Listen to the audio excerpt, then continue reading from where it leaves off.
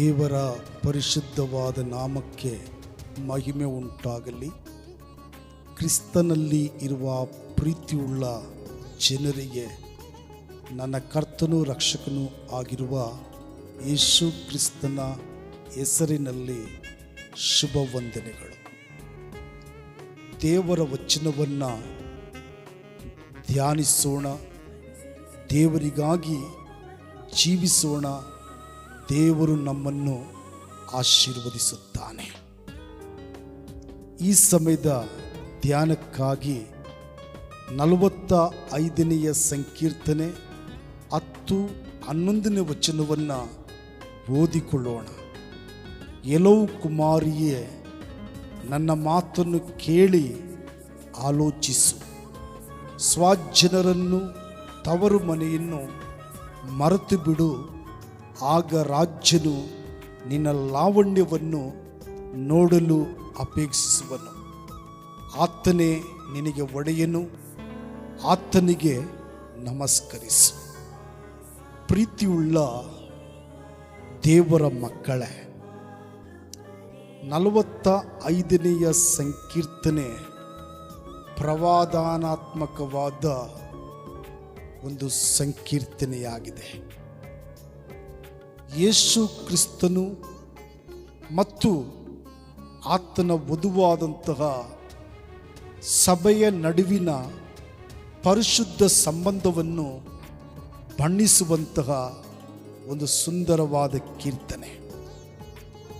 ಹೊಸ ಒಡಂಬಡಿಕೆಯಲ್ಲಿ ಅಪೊಸ್ತಲನಾದಂತಹ ಪೌಲನು ಎಫೆಸದವರಿಗೆ ಬರೆದ ಪತ್ರಿಕೆ 5ನೇ ಅಧ್ಯಾಯ 25, 26, 27ನೇ ವಚನದಲ್ಲಿ ಸಭೆಯನ್ನು ಕ್ರಿಸ್ತನ ವಧುವಿಗೆ ಹೋಲಿಸುತ್ತಾನೆ.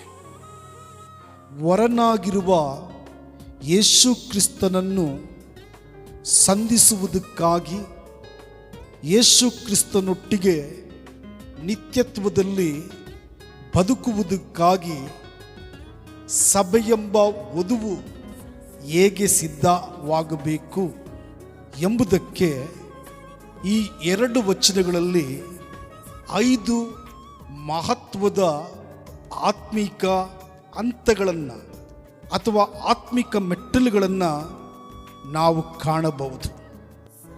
ಮೊದಲನೇದಾಗಿ, ಎಲವು ಕುಮಾರಿಯೇ, ನನ್ನ ಮಾತನ್ನು ಕೇಳಿ ಆಲೋಚಿಸು.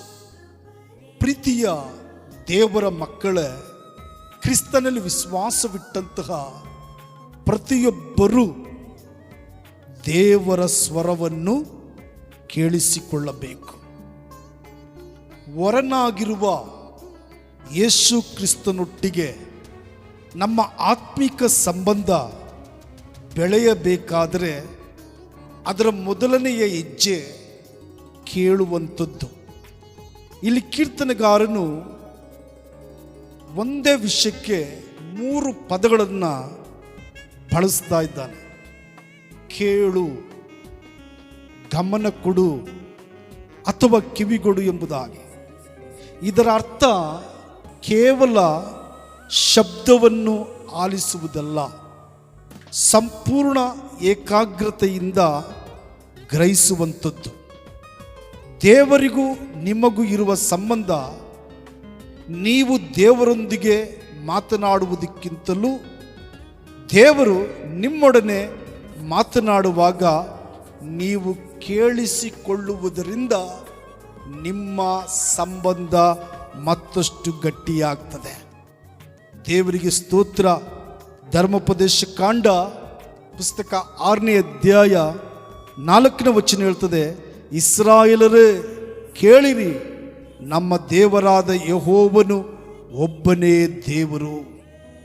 ಪ್ರೀತಿಯ ದೇವರ ಮಕ್ಕಳ, ಇಸ್ರಾಯೇಲರೇ ಕೇಳಿರಿ, ನನ್ನ ಸಹೋದರ, ನನ್ನ ಸಹೋದರಿ, ದೇವರ ಸ್ವರವನ್ನು ಕೇಳಿಸಿಕೊಳ್ಳುವಾಗ ನಿನ್ನ ಜೀವಿತದಲ್ಲಿ ಒಂದು ಮಹತ್ವವಾದಂತಹ ಬದಲಾವಣೆ ಉಂಟಾಗ್ತದೆ. ನಿನ್ನ ಬದುಕಿನಲ್ಲಿ ದೇವರ ಕಾರ್ಯಗಳು ನಡೆಯುವುದಕ್ಕೆ ಆರಂಭವಾಗ್ತದೆ. ದೇವರಿಗೆ ಸ್ತೋತ್ರ. ಆದ ಕಾರಣ ಪ್ರತಿಯೊಬ್ಬರೂ ಕ್ರಿಸ್ತನ ರಕ್ತದಿಂದ ವಿಮೋಚಿಸಲ್ಪಟ್ಟ ಪ್ರತಿ ಪುರುಷ, ಪ್ರತಿ ಸ್ತ್ರೀ, ಪ್ರತಿ ಯವನಸ್ಥ, ಪ್ರತಿ ಮಕ್ಕಳು ದೇವರ ಶಬ್ದವನ್ನು ಕೇಳಿಸಿಕೊಳ್ಳಬೇಕು. ರೋಮಾಪುರದವರಿಗೆ ಬರೆದ ಪತ್ರಿಕೆ 10ನೇ ಅಧ್ಯಾಯ 17ನೇ ವಚನ ಹೇಳುತ್ತದೆ, ಸಾರಿದ ವಾರ್ತೆಯು ನಂಬಿಕೆಗೆ ಆಧಾರ, ಆ ವಾರ್ತೆಗೆ ಕ್ರಿಸ್ತನ ವಾಕ್ಯವೇ ಆಧಾರ ಎಂಬುದಾಗಿ. ನಿಮ್ಮ ನಂಬಿಕೆ ಹೆಚ್ಚಾಗಬೇಕಾದ್ರೆ, ನಿಮ್ಮ ನಂಬಿಕೆ ಮತ್ತಷ್ಟು ಬಲಗೊಳ್ಳಬೇಕಾದ್ರೆ ನೀವೆಲ್ಲರೂ ದೇವರ ಸ್ವರವನ್ನು ಕೇಳಿಸಿಕೊಳ್ಳಬೇಕು. ಯೋಹಾನ ಬರೆದ ಸುವಾರ್ತೆ 10ನೇ ಅಧ್ಯಾಯ 27ನೇ ವಚನದಲ್ಲಿ ಯೇಸು ಕ್ರಿಸ್ತನ ಒಂದು ಮಾತು ಹೇಳ್ತಾನೆ, ನನ್ನ ಕುರಿಗಳು ನನ್ನ ಸ್ವರಕ್ಕೆ ಕಿವಿಗೊಡುತ್ತವೆ, ನಾನು ಅವುಗಳನ್ನು ಬಲ್ಲೆನು, ಅವು ನನ್ನ ಹಿಂದೆ ಬರುತ್ತವೆ ಎಂಬುದಾಗಿ. ನನ್ನ ಕುರಿಗಳು ನನ್ನ ಸ್ವರವನ್ನು ಕೇಳಿಸಿಕೊಳ್ಳುತ್ತವೆ. ಪ್ರೀತಿಯ ದೇವರ ಮಕ್ಕಳೇ, ಇಂದಿನ ಕಂಪ್ಯೂಟರ್ ಯುಗದಲ್ಲಿ ಅನೇಕರು ಪ್ರಾರ್ಥನೆಯಲ್ಲಿ ದೇವರಿಗೆ ತಮ್ಮ ಅಗತ್ಯಗಳ ಪಟ್ಟಿಯನ್ನು ಕೊಡುವುದಕ್ಕೋಸ್ಕರ ಹೋಗ್ತಾರೆ. ಆದರೆ ವಚನ ಧ್ಯಾನ, ಪ್ರಾರ್ಥನೆಯ ಮೌನ ಕ್ಷಣಗಳು, ಪವಿತ್ರಾತ್ಮನ ಮಾರ್ಗದರ್ಶನಕ್ಕೆ ಕಿವಿಗೊಡುವಂತಹ ಅಭ್ಯಾಸ ನಾವು ಬೆಳೆಸಿಕೊಳ್ಬೇಕು. ದೇವರ ಧ್ವನಿಯನ್ನು ಕೇಳುವವನು ಮಾತ್ರ ದೇವರ ಚಿತ್ತವನ್ನು ಗ್ರಹಿಸಿಕೊಳ್ಳಲಿಕ್ಕೆ ಸಾಧ್ಯ. ದೇವರ ಸ್ವರವನ್ನು ಕೇಳಿಸಿಕೊಳ್ಳದೇ ಇರುವ ಪುರುಷನೇ ಆಗಲಿ ಸ್ತ್ರೀಯೇ ಆಗಲಿ ದೇವರ ಚಿತ್ತವನ್ನು ತಿಳಿದುಕೊಳ್ಳುವುದಕ್ಕೆ ಸಾಧ್ಯ ಇಲ್ಲ. ಅದರಿಂದ ಮೊದಲನೆಯದಾಗಿ ದೇವರ ಸ್ವರವನ್ನು ಕೇಳಿಸಿಕೊಳ್ಳಿರಿ. ಎರಡನೆಯದಾಗಿ ಸ್ವಜನರನ್ನು, ತವರು ಮನೆಯನ್ನು ಬಿಟ್ಟು ಬಿಡು ಅಥವಾ ಮರೆತು ಬಿಡು. ಅದರ ಅರ್ಥ ಹಳೆಯ ಜೀವಿತವನ್ನು ಸಂಪೂರ್ಣವಾಗಿ ಬಿಟ್ಟು ಬಿಡಬೇಕು. ಒಬ್ಬ ಹೆಣ್ಣು ಮಗಳು ಮದುವೆಯಾದಾಗ ತನ್ನ ತಂದೆಯ ಮನೆ ಹಾಗೂ ಹಳೆಯ ಜೀವನದ ಶೈಲಿಯನ್ನು ಬಿಟ್ಟು ಗಂಡನ ಮನೆಗೆ ಬರುವಂತೆ ಕ್ರಿಸ್ತನನ್ನು ಅನುಸರಿಸುವ ವಿಶ್ವಾಸಿ ತನ್ನ ಹಳೆಯ ಪಾಪದ ಬಂಧನಗಳನ್ನು, ಲೋಕದ ಅಭ್ಯಾಸಗಳನ್ನು ತೊರೆದು ಬಿಡಬೇಕು. ಇದರ್ಥ ತಂದೆ ತಾಯಿಗಳನ್ನು ನಿರೀಕ್ಷಿಸುವುದಲ್ಲ, ನಿರ್ಲಕ್ಷಿಸುವುದಲ್ಲ, ಬದಲಾಗಿ ದೇವರಿಗಿಂತ ಮೇಲಾಗಿ ನಮ್ಮನ್ನು ಆಕರ್ಷಣೆ ಮಾಡುವಂತಹ ಹಳೆಯ ಪಾಪದ ಸ್ವರೂಪ, ಲೋಕದ ಆಕರ್ಷಣೆ, ಅಧರ್ಮದ ಸಂಪ್ರದಾಯಗಳನ್ನು ನಾವೆಲ್ಲರೂ ಬಿಟ್ಟು ಬಿಡಬೇಕಾಗ್ತದೆ. ದೇವರಿಗೆ ಸ್ತೋತ್ರವಾಗಲಿ. ಲೂಕನ ಬರೆದ ಸುವಾರ್ತೆ 9ನೇ ಅಧ್ಯಾಯ 23ನೇ ವಚನ ಹೇಳ್ತದೆ, ಯಾವನಿಗಾದರೂ ನನ್ನ ಹಿಂದೆ ಬರುವುದಕ್ಕೆ ಮನಸ್ಸಿದ್ದರೆ ಅವನು ತನ್ನನ್ನು ನಿರಾಕರಿಸಿ ತನ್ನ ಶಿಲುಬೆಯನ್ನು ದಿನಾಲು ಹೊತ್ತುಕೊಂಡು ನನ್ನ ಹಿಂದೆ ಬರಲಿ ಎಂಬುದಾಗಿ. ಕ್ರಿಸ್ತನ ಹಿಂದೆ ಬರುವುದಕ್ಕೆ ಇಷ್ಟಪಡುವ ಪ್ರತಿಯೊಬ್ಬರೂ ತಮ್ಮನ್ನು ತಾವು ನಿರಾಕರಿಸಿ ತಮ್ಮ ಶಿಲುಬೆಯನ್ನು ಹೊತ್ತು ಕ್ರಿಸ್ತನ ಹಿಂದೆ ಬರುವಂಥವರಾಗಬೇಕು. ದೇವರಿಗೆ ಸ್ತೋತ್ರವಾಗಲಿ. ಕೊರಿಂಥದವರಿಗೆ ಬರೆದ 2ನೇ ಪತ್ರಿಕೆ 5ನೇ ಅಧ್ಯಾಯ 17ನೇ ವಚನ ಹೇಳ್ತದೆ, ಯಾವನಾದರೂ ಕ್ರಿಸ್ತನಲ್ಲಿದ್ದರೆ ಅವನು ನೂತನ ಸೃಷ್ಟಿಯಾದನು, ಈಗೋ ಪೂರ್ವಸ್ಥಿತಿ ಹೋಗಿ ಎಲ್ಲವೂ ನೂತನವಾಯಿತು. ಕ್ರಿಸ್ತನೊಂದಿಗೆ ಒಂದು ಹೊಸದಾದಂತಹ ಪ್ರಯಾಣವನ್ನು ಆರಂಭಿಸುವುದಕ್ಕೋಸ್ಕರ ಹಳೆಯ ಹಾನಿಕರವಾದಂತಹ ಸ್ನೇಹಗಳನ್ನು, ದುರಭ್ಯಾಸಗಳನ್ನು, ಲೋಕಾನುಸಾರವಾದ ಕಾರ್ಯಗಳನ್ನು ನಾವು ಬಿಡಬೇಕು. ಹಳೆಯದನ್ನು ಕೆಡವಿ ಹಾಕದೆ ಹೊಸದನ್ನು ಕಟ್ಟಲಿಕ್ಕೆ ಸಾಧ್ಯ ಇಲ್ಲ. ಹಳೆಯ ಸ್ವಭಾವಗಳನ್ನು ಬಿಟ್ಟು ಕ್ರಿಸ್ತನಲ್ಲಿ ಹೊಸ ಸೃಷ್ಟಿಗಳಾಗಿ ಬದುಕಬೇಕು. ದೇವರಿಗೆ ಸ್ತೋತ್ರ. ಮೂರನೇದಾಗಿ, ಆಗ ರಾಜನು ನಿನ್ನ ಲಾವಣ್ಯವನ್ನು ನೋಡಲು ಅಪೇಕ್ಷಿಸುವನು. ಇಲ್ಲಿ ರಾಜನು ಅಂದರೆ ಯೇಸು ಕ್ರಿಸ್ತನು. ಯೇಸು ಕ್ರಿಸ್ತನು ಅಪೇಕ್ಷೆ ಪಡುವಂತಹ ಸೌಂದರ್ಯ ಅಂದರೆ ಅದು ಹೊರಗಿನ ಸೌಂದರ್ಯವಲ್ಲ, ಅದು ಆಂತರಿಕ ಸೌಂದರ್ಯವನ್ನು ದೇವರು ನೋಡುವುದಕ್ಕೆ ಅಪೇಕ್ಷೆ ಪಡುತ್ತಾನೆ. ದೇವರಿಗೆ ಸ್ತೋತ್ರ. ಪವಿತ್ರತೆ. ದೇವರು ಮನುಷ್ಯನ ಹೊರಗಿನ ರೂಪವನ್ನು ನೋಡುವುದಿಲ್ಲ, ಆತನು ಹೃದಯವನ್ನು ನೋಡುತ್ತಾನೆ. ವಿಶ್ವಾಸಿಯ ಒಂದು ಸೌಂದರ್ಯ ಅಂದರೆ ಪರಿಶುದ್ಧತೆ, ವಿಧೇಯತೆ, ತಗ್ಗಿಸುವಿಕೆ ಮತ್ತು ಪ್ರೀತಿಯಾಗಿದೆ. ಪ್ರೀತಿಯ ದೇವರ ಮಕ್ಕಳೇ, ಪೇತ್ರನು ಬರೆದ ಮೊದಲನೇ ಪತ್ರಿಕೆ 3ನೇ ಅಧ್ಯಾಯ 4-5ನೇ ವಚನದಲ್ಲಿ ನಾವು ನೋಡ್ತೇವೆ, ಜಡೆ ಎಣೆದುಕೊಳ್ಳುವುದು, ಚಿನ್ನದ ಒಡವೆಗಳನ್ನು ಇಟ್ಟುಕೊಳ್ಳುವುದು, ವಸ್ತ್ರಗಳನ್ನು ಧರಿಸಿಕೊಳ್ಳುವುದು, ಈ ಮೊದಲಾದ ಹೊರಗಣ ಶೃಂಗಾರವೇ ನಿಮ್ಮ ಅಲಂಕಾರವಾಗಿರಬಾರದು. ಸಾತ್ವಿಕವಾದ ಶಾಂತ ಮನಸ್ಸು ಎಂಬ ಒಳಗಣ ಭೂಷಣ ನಿಮ್ಮ ಅಲಂಕಾರವಾಗಿರಲಿ. ಇದು ಶಾಶ್ವತವಾದದ್ದು, ದೇವರ ದೃಷ್ಟಿಗೆ ಬಹು ಬೆಲೆಯುಳ್ಳದ್ದು ಆಗಿದೆ. ಪೂರ್ವಕಾಲದಲ್ಲಿ ದೇವರ ಮೇಲೆ ನಿರೀಕ್ಷೆಯನ್ನಿಟ್ಟ ಭಕ್ತಿಯರಾದ ಸ್ತ್ರೀಯರೂ ಸಹ ಹೀಗೆಯೇ ತಮ್ಮನ್ನು ಅಲಂಕರಿಸಿಕೊಂಡರು. ಪ್ರೀತಿಯ ದೇವರ ಮಕ್ಕಳ, ಕರ್ತನು ಮನುಷ್ಯನು ನೋಡುವಂತೆ ನೋಡುವುದಿಲ್ಲ. ನಾವು ನೋಡ್ತೇವೆ, ಮೊದಲನೇ ಸಮುವೇಲನ ಪುಸ್ತಕ 16ನೇ ಅಧ್ಯಾಯ 7ನೇ ವಚನದಲ್ಲಿ, ಯೆಹೋವನು ಮನುಷ್ಯರಂತೆ ಹೊರಗಿನ ತೋರಿಕೆಯನ್ನು ನೋಡದೆ ಹೃದಯವನ್ನು ನೋಡುವವನಾಗಿದ್ದಾನೆ.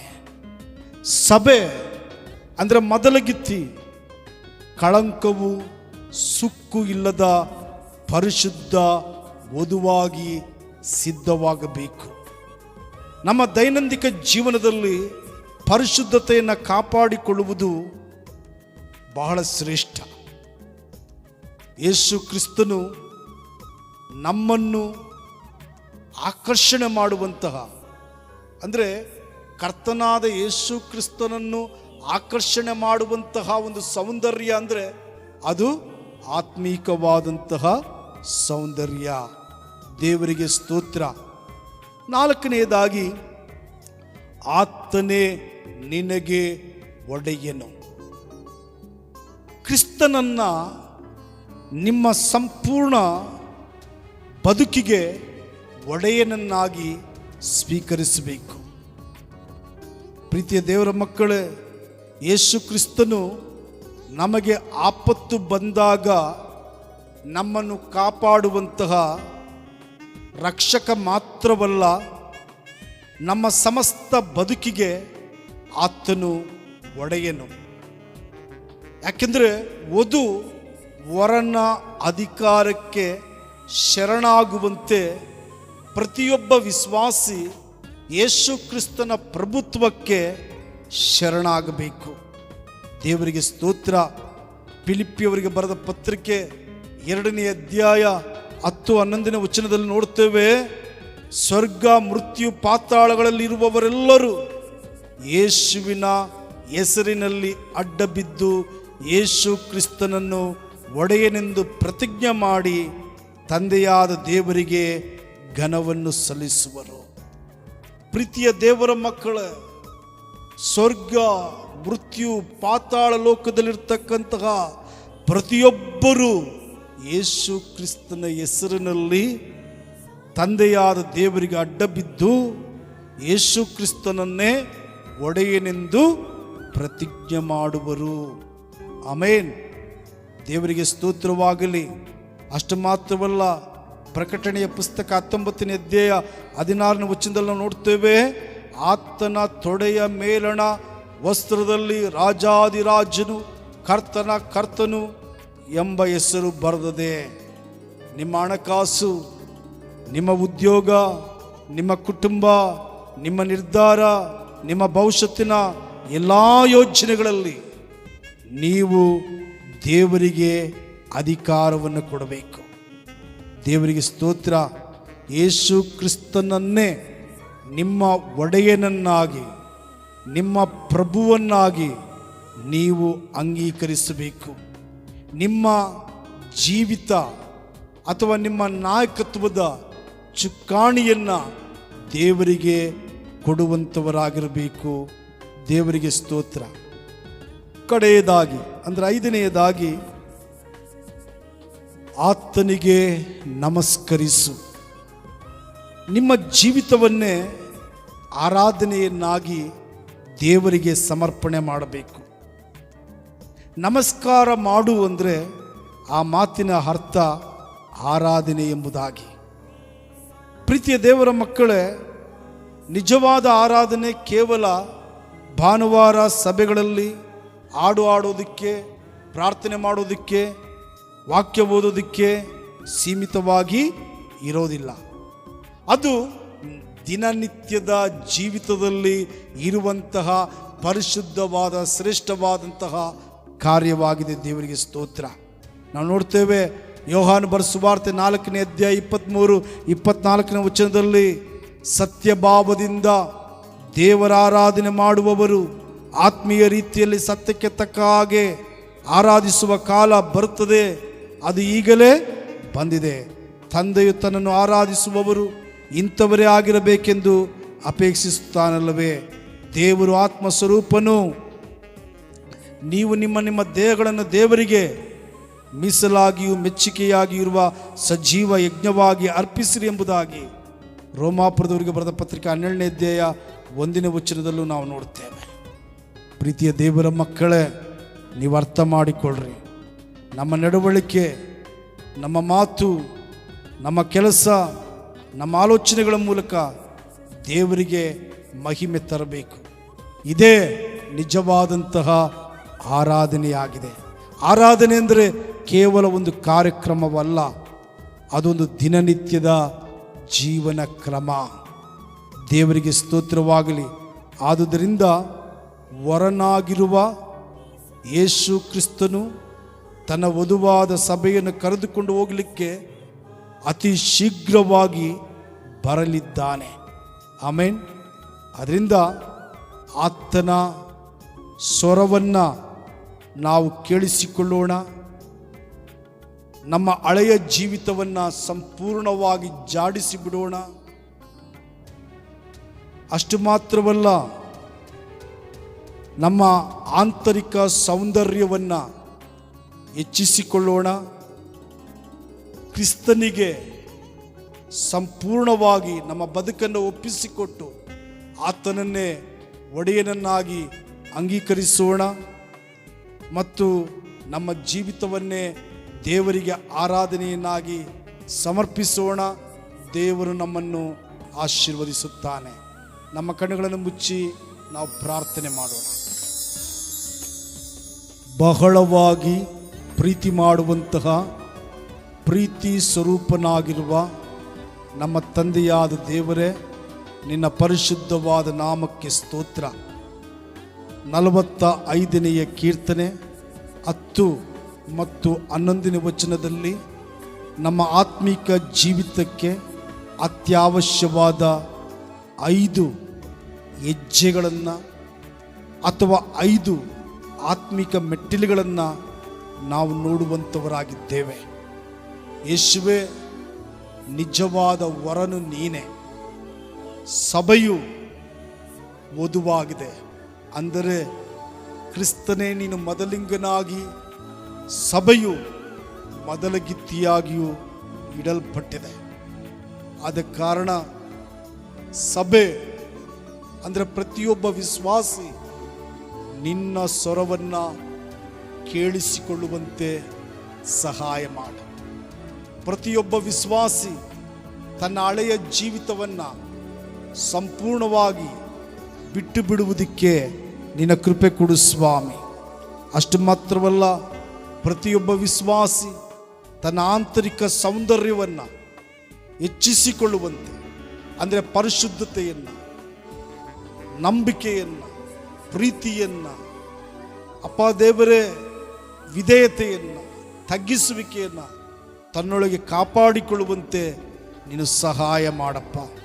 ಅಷ್ಟು ಮಾತ್ರವಲ್ಲ, ನಮ್ಮ ಬದುಕಿಗೂ ನಮ್ಮ ಕುಟುಂಬಕ್ಕೂ ಯೇಸುವನ್ನೇ ಒಡೆಯನನ್ನಾಗಿ ಮಾಡಿಕೊಳ್ಳಲಿಕ್ಕೆ ಸಹಾಯ ಮಾಡು ದೇವರೇ. ಅಪ್ಪ, ಕಡೆಯದಾಗಿ ನಮ್ಮನ್ನು ನಾವೇ ನಿಮಗೊಪ್ಪಿಸಿಕೊಟ್ಟು ನೀನನ್ನು ಮೆಚ್ಚಿಸುವ ರೀತಿಯಲ್ಲಿ, ನಿನಗೆ ಯೋಗ್ಯವಾದ ರೀತಿಯಲ್ಲಿ ಆರಾಧನೆ ಮಾಡಲಿಕ್ಕೆ ನಿಮ್ಮ ಸ್ವರ್ಗೀಯ ಕೃಪೆಯನ್ನು ಅನುಗ್ರಹ ಮಾಡು.